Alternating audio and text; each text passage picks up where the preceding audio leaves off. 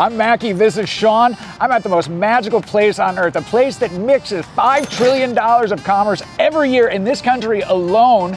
You can do stock research and connect commerce, the tickers that we trade every single day, people out there behaving, acting like real human beings, Sean, and we can find ourselves a nice little denim outfit. Oh, I'm in the market for a jean jacket. I think I could pull it off. What do you guys think? We know exactly the place to look. We're gonna be joined by our friend Herb Greenberg. It's an iconic place here in Southern California. It's really the friendliest place on earth. It's a magical, magical place. It sounds wonderful. Let's go. Let's do it. We walk off.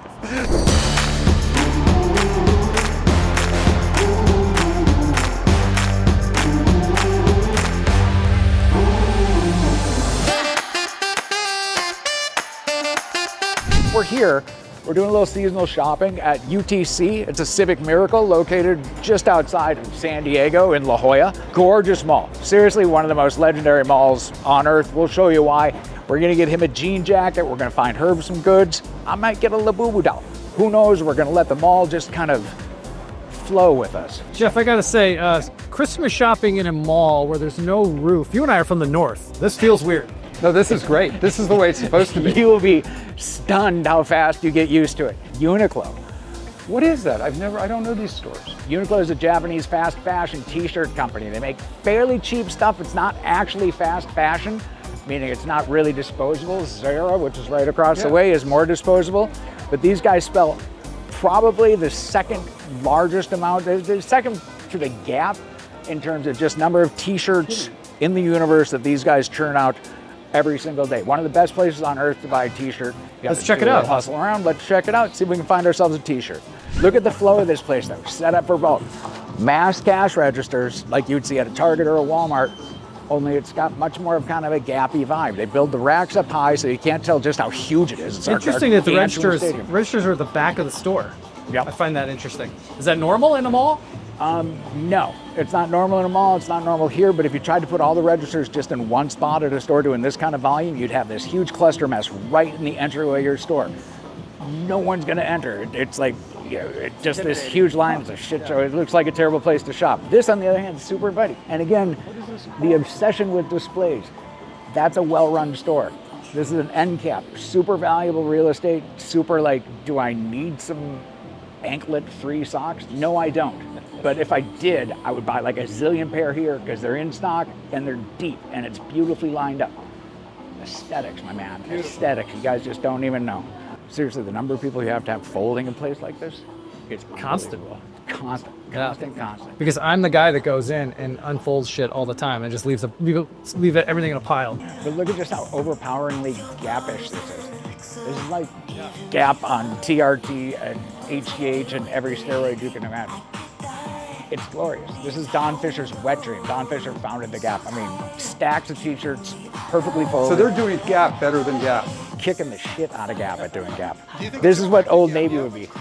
I think everything's What happened to affecting Old Navy? Gap. How come Old Navy couldn't do this? What are these guys doing that Old Navy couldn't do?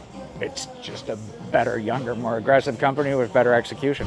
Let's do Zara, where it's another fast fashion competitor.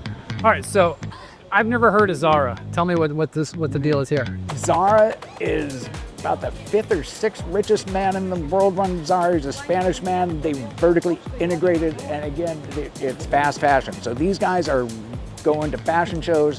They're seeing stuff that people might like, and they're knocking it off literally as fast as they can with this cheapest product as they possibly could. But this is a great place. This is where I buy my son his homecoming suits. Herb, you look like you're in the market for a new suit, yeah? Haven't worn one in how long? So are the normal ticket prices in this store a little bit lower than? Super low. So far now we've gone to 2 stores in this mall. Both are at reasonable prices. Not what I would have expected at this mall. Nope. This is from my dad. This is from my old man. This is actually really good advice. When Target was first built, they put them in suburbs, and they put discount stores in suburbs, and it was a huge idea because no one thought that rich people would go for bargains. And Target's insight was that rich people love a deal. What they don't like is a dirty store. Right. This place is clean as crap. You could eat off the floor in this place, and the t-shirts are gonna cost like 12 bucks. Magic. It's magic. And it's the perception, because it's clean and because it looks good. Because it respects the customer. They're just not going to buy like a Respects the customer. That's a great Oh line. man, bag of I used to feet. wear these shirts in middle school. Look at this. The old Rugby classic shirt? rugby. Totally. That is Totally. all. That's bringing me back. Here's Abercrombie. I have not been in an Abercrombie in at least 20 years. Well, here we go. I have not been in an Abercrombie, period. You know what's hot right now? Denim. Denim. Denim. So how long does denim last? In How long terms does of the denim trend last? Oh, probably a couple of years. Feels like it's 18 just months? getting started again. It's kind of just getting wound up. But you know, it's a commodity good. I'm not even sure where their jean jackets are. They might be sold out. Oh, here we go. They're already on clearance. Oh my gosh. They've got to have more than this. Let's find denim. Oh no, here we go. Oh, there they are. We walked right past them. What size you looking for? Oh, it's medium? No. Probably about a medium. What do we think? I feel like it feels a little feminine, no? Give us a spin. No, you look good. No? Yeah, Okay. fits you. Right off the rack. Stick that under so we can get the full Canadian tuxedo vibe. Look, he's ready for prom. We're sending our boy off. It's his first dance. I think we need to look at Lulu's ratty, or not Lulu, Abercrombie's ratty little brother, Hollister, across the way. So this is Hollister. This is the brother who didn't get into Harvard. He's going to public school. This is where he buys his clothes. They spend a little less on him, but he doesn't care because he's kind of more of a stoner. State school for the win, right here. Totally. Tons more logos. See the way we divide ourselves? Much cleaner environment, much cleaner atmosphere. I've been noticing in the last two places we were at, all the jeans are baggy. That's the look these days, huh? Is that what the kids are wearing? The baggy? Kind of just a backlash of the skinny jean thing, which is, it's rough. It's a Mick Jagger, kind of a Rory McIlroy, sort of a European tightness that America adopted for a while and So then what is are rejected. dad jeans back? I will admit that the skinny jeans made me a little uncomfortable. They make everyone a little uncomfortable. It's Okay, I'm glad I'm not alone on that. yeah. Uh-oh. JC would like this. What do you think? How much is it? Well, actually, you know that I did graduate from the University of Miami as well. That's right. I forgot right. about that. I don't know. Does this look like JC style? No. It looks a little loud. It thinks a little noisy. A little JC, your team not can't too- even do apparel right. This place is posting double-digit teen comps. Really. Yes, crushing, just with a murder stick. One thing I find curious is that all the sports teams that they have here, these are all West Coast teams, except Miami. These guys, Abercrombie and Victoria's Secret, are all connected to Ohio. The creepiest land of that Ohio through Les Wexner and the guy named Jeff Epstein. It's a horribly tangled story, way beyond the purview of this video, but it's a true story. No one can sue me for pointing it out. No jean jackets whatsoever. I'm really disappointed by our jean jacket inventory.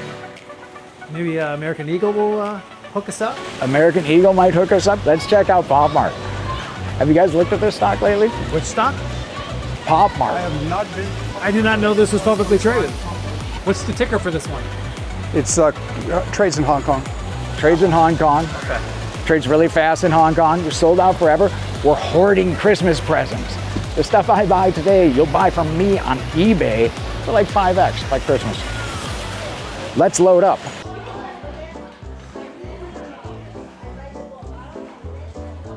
I have no idea. I have no idea what's happening here. I don't either. How do I know which one I can mark up horribly to some desperate parent in 6 months? They're basically boxes that have one of these. So you don't know what you're going to get until you buy the box and open it. Really? Yeah. So That's an interesting concept. That is an interesting. We're gonna sell you a box. We're not telling you what's in it. You're guessing you're gonna get one of these if you buy one of these Yeah, boxes. It's a big deal. So that encourages you to buy more. Ah. All right, so are these robots? Is that what these things are?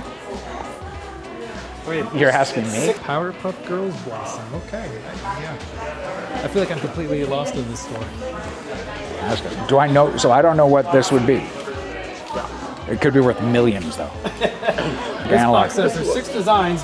May have secret. May have a secret. May's doing a lot of heavy lifting. I'm buying the Little Mischief. Okay. I feel lucky. All right. I feel quite lucky. That store felt like if like NFTs came alive. Totally. That's what's in there. It is such a big business, and it has been bigger. It's just that you and I are not part of that market. But the Right, I have market, no idea. But the market is a very significant. There's a huge following Well, I mean, across the those board. robots You that guys they're are missing selling the there. fact that I'm holding like possibly $1 trillion. This could be my ticket out of this Vale of Tears. You know, my first job post-college was at Macy's. Doing what? I put shoes on men's feet. Did you? I swear to God, And that's total where the fetish strangers. began. Holy right there. cow. No, that's where the horrifying. That's the first time that left my mouth without doing that thing where we're just, yeah. By the way, I was a contingent worker inside Burdines, working from men's sportswear to housewares while I was early in college. People of quality all start. You start at the right. bottom, you work your way up. That's right. What I'm expecting to see at Macy's is a little bit of chaos. All right, question for you before we go in. Do you think the floor cracks that I noticed a number of years ago have been fixed?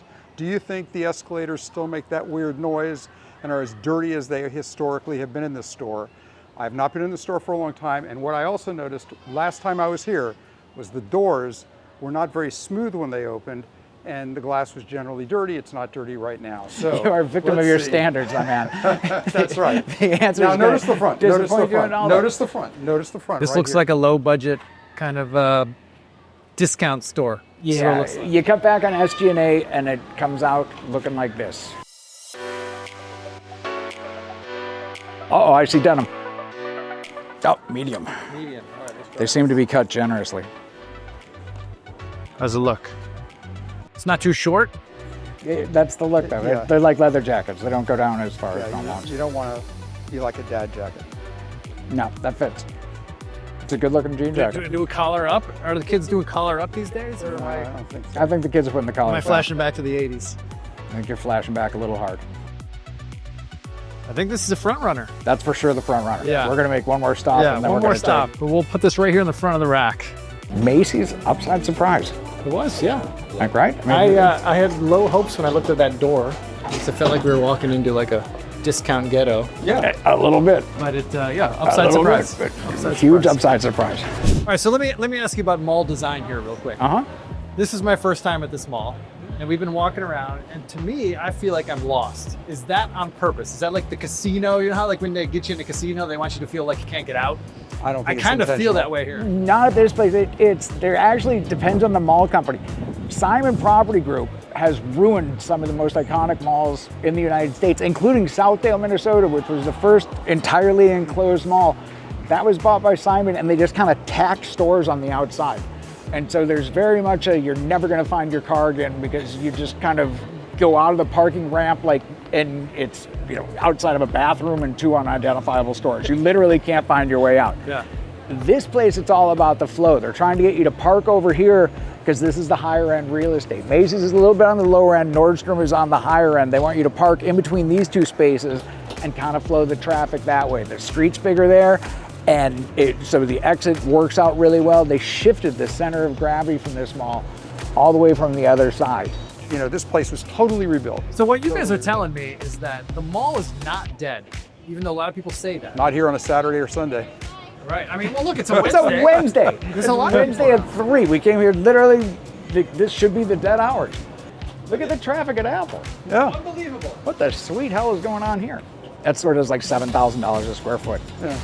which is like 10x the gap. And the thing is, if we went in there with the camera, they would boot us. If we went in there and snatched every phone we could off the displays, they wouldn't even talk to us. Put that to a test. Let's try that out. We probably could. We could do an A/B test. Allbirds. These guys had a moment. They were For a very brief time. 4 or 5 years ago. It was like, when they everybody came out and they was said they were going to be a socially responsible IPO. They tried to pitch themselves into the market that way. And then that got called by the SEC, said you can't do that. And they came out as just a regular company. And yeah, the stock, I was just looking at the stock the other day. Not very good. You know what they have now? Point the camera at the Allbirds. Let me tell you about mall economics. Now point it at the Apple store. You don't want to be selling super low margin shoes right next to where they're selling super high margin $7,000 a square foot real estate Apple, because those guys have a lease problem is what they have right now. That should be an online business, and instead it's a shoe store at the very most expensive part of the mall. Next to Chanel, next to Alice and Olivia, and across from Apple. That's the worst lease I've ever seen in my life. Warby Crazy. Parker, I have stock in that right now too. You are just buying the quality, man. This is quite the blue chip portfolio. So what other retailers you got right now? You got Ralph, I've got Levi. Levi, you got Warby. I'm long Luxottica, which owns everything that Warby doesn't in the entire eyeglass Long industry. Apple. That doesn't count as retail, right? I count it. Okay. I'm long Apple. It does to me. That's a pretty good, that's a good fistful. I like your picks. There's Bonobos that used to be owned by Walmart. Should we check out Walmart or check out Lulu, Herb, before you gotta go? No, I've got to go. So it's great seeing you. We'll find you a Great good meeting jean you. jacket. Thank you. Make sure. I can't wait to see what you choose. Here we go. This is our last best chance for a jean jacket. The last gasp for a jean jacket. Well, I mean, I feel like we have got a good one lined up. But let's see what they got. This looks basically built to satisfy for jean jackets. Oh, well, hell. That's a good jean jacket. Is that a large? That's an XL. Look at this, they've got the denim shirt with the jacket. They got the that's Canadian nice. tuxedo on display. So on display. Wonderful, right? All right, we have a winner. We have a winner. Should I get the shirt to complete the tuxedo? That would be kind of amazing. That would be kind of awesome. You know what? Let's do it. Let's do it. Let's complete the tuxedo. Thank you. Thank you. Thank you. She loves us.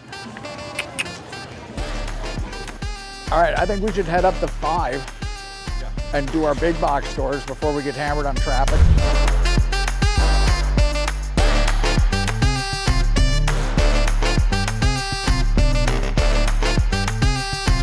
That Dick's gift card.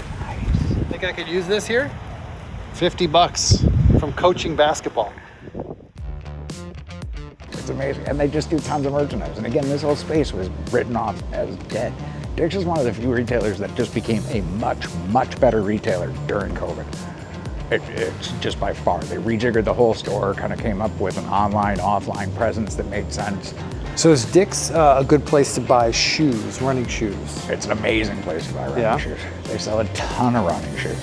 Remember Nike just reported and they said, oh, we're trying to win back our customer base. That's Dick's. Dick's now owns Foot Locker and they own this. Oh wow, there's a lot of shoes here. Palace of Shoedom. Holy cow.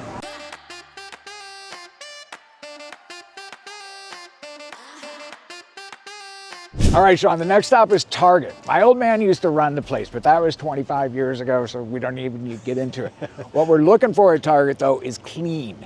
Okay. If it's clean and orderly, people will come to this place and buy like crazy. And the way you check that, it's called the racetrack. You walk Racetrack. in, it's called the racetrack. It's the loop around the store. Target was the first chain, and they did it in the 70s. My old man and a bunch of his buddies did it. They invented what's called the planogram. If you walk into a Target, they're all exactly the same. And so there's a place for everything in its place, and that's how the people grade the stores. That's how the store manager or the district managers come in and they measure the stores by how orderly it is and whether or not they're complying with basically the planogram, the map that tells people how to run So their is store. this racetrack designed to get people to buy things they normally wouldn't buy? It's designed to get things, yeah, exactly, precisely. And so when we walk in, what we'll see is we'll see clothing and apparel on our right-hand side and our left-hand side. In the back corner, we'll see men's. We'll take a left, we'll pass electronics, sporting goods, and toys, and then groceries when you make your final turn for the home stretch. Groceries are last on purpose because people come day after day for groceries, but you'd like them to take a look at the jeans on the way too. It's all a science, baby. Now I'm coming in for the record. I'm gonna pick up a couple bottles of wine and maybe some beer for the boys because we're gonna have a little dinner after we visit the stores. That's all I want right now. We'll see if I buy anything extra. We'll see if the magic of Target lures me in. Okay. Who knows? Not even me. All right, let's see what happens. Oh, we're gonna get a shopping cart. We're gonna do this right. I'm not carrying the wine around by hand. And again, this will be basically the same at every Target you go to. They got their Starbucks, They call this Bullseye's Playground. Between me, you, and the kid next door, I hate Bullseye's Playground. It's kind of a bunch of tchotchke crap right up in the front of my Target. Yeah, is this clearance items? Like, what's the goal here? The goal here is to create excitement, and they kind of drop off the kids. But yeah, to your point, why are you leading with your clearance items? I don't know. Right. I don't know. But generally speaking, this Target's really kind of upped its game. They just got a new CEO in place. I have no idea if he has anything to do with it yet. But, you know, it's a transitional period for this company, and they really have to figure it out fast. It feels busy. There's a lot of people around. A lot of people are shopping. It's busy. It's also a little bit Messy. not as orderly. Yep. Yeah. And let me tell you another little secret. Parents will never pick something off the floor and buy it for their kids. Not in 1 billion years. They just won't do it. Right. So when you see a messy kids department, it's a real problem. It's a big red flag. So we got the women's fancier here, more athletic there, and the men's here. And the idea is you kind of, if you're going through as a family, the women get dropped back there, and then the men find something they like. Now this is electronics. If you're Target, are you positive you need to sell electronics anymore? Yeah, I'm not thinking of Target as the place I go to buy Google products or They're what not is this, set Ring? up to. Here's the problem that they have, and all the discounters do. They got to lock everything up because it will absolutely run out the door. If you leave headphones out, you know, people are going to steal them. They just are. Also, when I'm thinking about high-tech purchases, I generally want to talk to someone who I think is an expert in the product. Am I going to find an expert at Target? Maybe? I don't know. But if you don't want to talk to an expert, you want it fast. And so they don't have the expert, and they can't get it to you fast. Right, like I said, it's all locked up. Also, I'm looking at these big screen TVs here, and I'm thinking to myself, in a world where Costco exists, why would anyone go anywhere else to buy a flat screen TV? You know what the best place on earth to buy flat screen TVs is? Best Buy. Really? Unbelievable. They've gotten so much better. It's incredible. Another company that had to figure out, just because the COVID kind of turned the screws on them so hard, how they were going to stay in business. And so how they stayed in business is you buy it online and you walk there and someone brings it right out to your car. Target, at least in my community where I live in Colorado, Target was the first place that offered groceries delivery to your car. Yep. You know, you order it online, you show up, and it's right there. And that was a huge thing. And it was awesome. We did that all the time. We don't do it anymore, but during COVID, Target was our place to go. And drive and pick up is still a huge deal for them. And, you know, unfortunately it got stolen by every other retailer, which is kind of par for the course. But, you know, they didn't have a second act. Right. And so Target, the revenues went from about 80 billion to 106 or something during COVID. So just enormous growth, incredible growth. They've held on to most of the revenues, but lost almost all the profits. Oh, look at that. No, I'm sorry, that's as cute as a button. Hi, Bullseye. Bullseye's sad because Target's not a good company anymore. I want to observe one thing here, Jeff. We are now, I believe, about two-thirds of the way through the racetrack. Yep. And we have not spontaneously picked anything up and put it in the basket. No, we have not. We have not. Target's also lost a little bit in the nether regions when it comes to grocery. They're pretty good, but they're not as good at Walmart. And the margins in grocery is so low. So it's The not margins really in groceries are, in fact, quite low. Yeah, so it's not going to drive the bottom line, but it's going to bring people to the store. That's what they're hoping for. But you know what they have that actually is kind of quintessential Target? They got better wine than you would think. Just a decent bottle of wine. And see, it's sophisticated, so they've got wine or vino. Nothing JC's going to be excited about. No. In fact, when JC watches this segment right now, he's going to cringe. Yeah, let him cringe. Picking up wine at Target. Sorry, JC. It'll be delicious, I promise. Okay, we're going to sneak past through the pharmacy, and we're going to explore a $10 billion U.S. revenues per year industry that Target, Walmart, and Amazon quietly sort of dominate. About 40% of the industry goes to them. It's not something they talk about. It's not something they write about. It's not something anyone protests. It's sexual wellness. Whoa. Yeah. Okay, all right. You've piqued my interest. Which they position right where you wait for pharmacy. So while you're waiting to pick up your Xanax, come with me. I mean, seriously, everything from lube to Plan B. It's got your weekend planned. Wow. While you're waiting to pick up your cholesterol meds. But honestly, I love that about, they make a ton of money off that. They don't make a big deal out of it. It's not controversial. It makes me feel kind of good about America. Warms the cockles of my soul, no pun intended at all.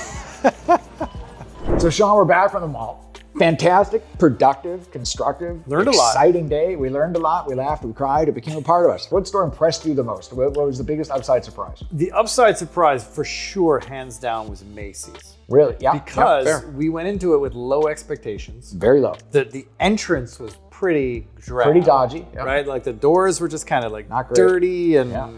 what messed up and just looked dead. Yeah. Right? Yeah. We opened the door, expecting nothing. We walked in. We were first hit with the cologne. We're like, oof, a little bit of heavy cologne here. And kind of confirmed the nothing vibe. But then we were quickly engaged by some staff who were very friendly, very helpful. Yep. Chatted with us.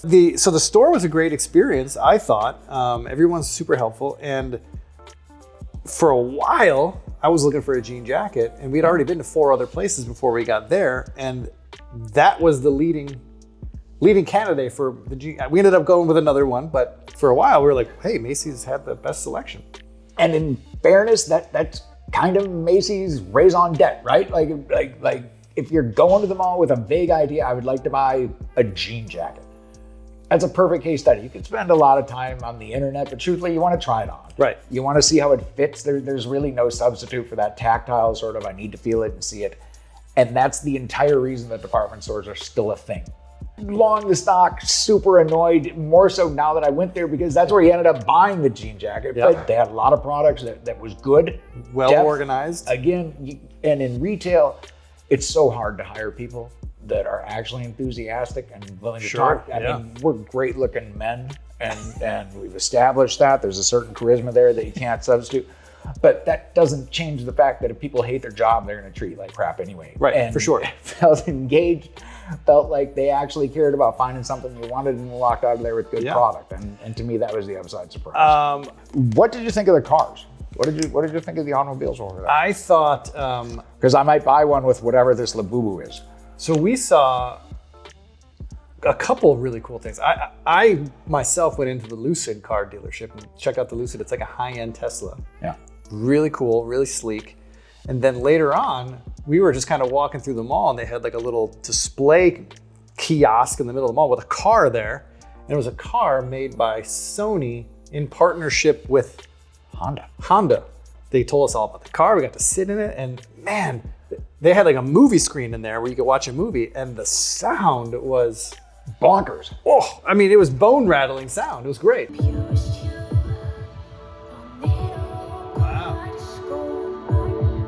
You get out of the car, it's a beautiful looking car. Yeah. They did a really good job. It gave me the feels.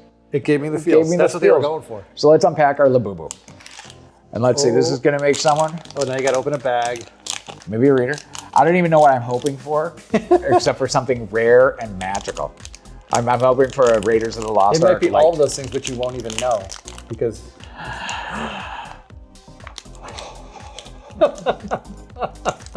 I didn't want to say anything because I was hoping that would be this. It's this person. And that's going to be sold on my website for $9,000. you're going to have a great Christmas this year. Yeah, Christmas. For this. Christmas is banked. So I feel pretty good about my $20 that I spent on that. Tops. I had a great time in the mall today. I did cool too. stuff does I did happen in the too, mall. right? You It was see fun. that? And it's a fun hang. It was like a field trip. They're good-looking people. There's dogs. Good looking people. And you got yourself a nice denim tuxedo. I think we learned a lot. As I said, we laughed, we cried, we stood up and cheered. We had a lot of fun. We walked out with good product and we spent some money. And we didn't get arrested. And we didn't get arrested. We pushed the line a little bit, but no one actually got arrested. No one got hurt. No one even really got yelled at. And we met some nice people. It was a successful day at the mall. Go and shop, folks. Because I tell you what, it'll make you better investors, make you happier people, and maybe you'll find yourself a nice denim tuxedo or a $40,000 Labubu for yourself. Bidding starts today.